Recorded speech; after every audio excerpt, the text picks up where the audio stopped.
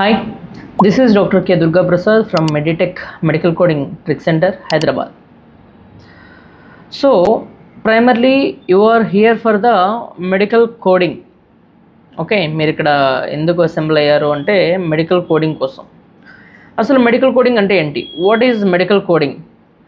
Medical coding is nothing but transformation of health care diagnosis, procedures, medical services and equipment into universal medical alphanumerical codes.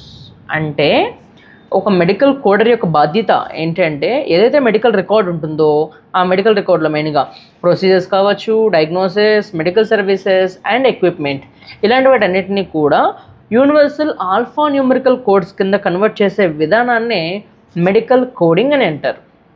ఓకేనండి, ఈ medical కోడింగ్లో ఇంకొక step ఏంటంటే the diagnosis of and procedures codes are taken from medical record documentation such as transcription of physicians notes, laboratory and radiological results etc.